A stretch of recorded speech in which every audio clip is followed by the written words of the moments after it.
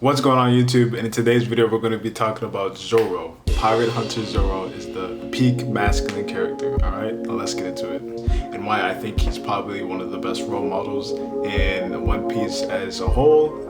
Besides Luffy, you know, he's the main character, but I think Luffy is more of a free-spirited kid and hasn't really gotten to that serious side. Well, at least where I'm at in the series, I'm the Fishman Island, like 500 episodes in, so I'm not exactly caught up. Here are some things that I wrote down that I think that makes him a masculine character, right? So the first one I said was bravery. Bravery, I think that Zoro is probably one of the bravest. Nothing wavers him. He's one of the bravest in the Straw Hats.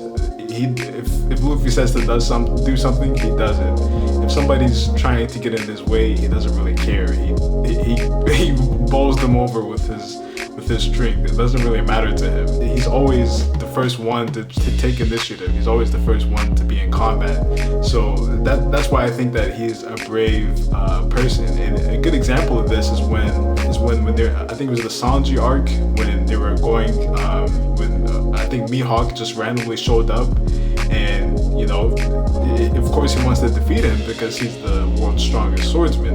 But at the time, Zoro was basically like a kid compared to Mihawk. But that didn't stop him from at least testing his strength or trying to beat Mihawk. So that's exactly why I think that Zoro is a brave character. He doesn't really, no matter what's put in front of him, he at least tries his best, you know. And also the fact that he never wants scars on his back, which is kind of the same thing as Gold Roger. If you noticed during the filler episodes, they were talking about why Gold Roger never wants scars on his back, because he never wants to turn away from a battle. And that's why I think that Zoro is probably one of the bravest Straw Hats. Nothing intimidates him. And then also put down unwavering faith. I think that once you have faith and, you know, something bigger than your own goals, you know, Zoro has, his goal is to become the strongest swordsman. Even though he, you know, he wants to achieve that goal, he still has unwavering faith in Luffy, his captain, and he follows his every orders. You know, he might not, you know, follow his every order when he's, you know, separate from them, but when he's with Luffy, he follows his orders to a T.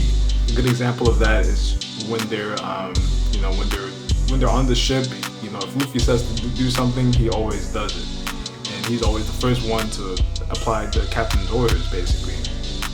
And the reason why I think that's a good masculine trait is because, you know, in war and in hard times, the person that has the leadership is supposed to be respected. You know, if you're out on sea and the captain is telling you to do something, it's probably going to save your life.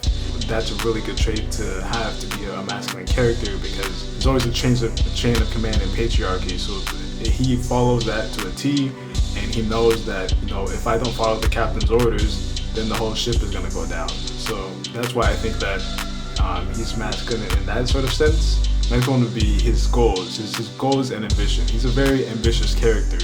Out of all the Straw Hats, I think that his goal is, you know, it's the second to Luffy's, but his goal is really, really ambitious, to be the strongest swordsman in the whole world. That's a really, really big goal, and that he's been trying to do this since he was a little kid. He's never given up that ambition, he's never given up that goal, and he's always striving and moving towards that goal throughout the whole series. And you see him get stronger and stronger and stronger and stronger. He doesn't want to, you know, compromise on his goals. He's not doing any of that. He's going through balls deep. Another thing that goes along with that is his dedication and discipline to achieve his goals. You always see throughout the series that he's, you know, he's always training, he's always weightlifting, he's always doing something to strengthen his ability to become the best swordsman. He's always taking on swordsmen whenever he sees them. He always wants a challenge. He's always trying to improve himself in the best way possible. And you never really see him slacking off. I mean, you can make an argument that he's sleeping all the time, but I would say that's part of the training. If you don't recover, you won't be able to train anymore. So I think that he's very dedicated and disciplined to his goal, and so that's why I think that he's probably one of the most masculine characters in the Straw Hats. So let me know what you guys think in the comments below. Do you guys think anybody beats him out in the Straw Hats? Do you guys think he's one of the most masculine characters in One Piece or in the Straw Hats? What do you guys think? Let me know in the comments below. I'll see you guys in the next one. Go.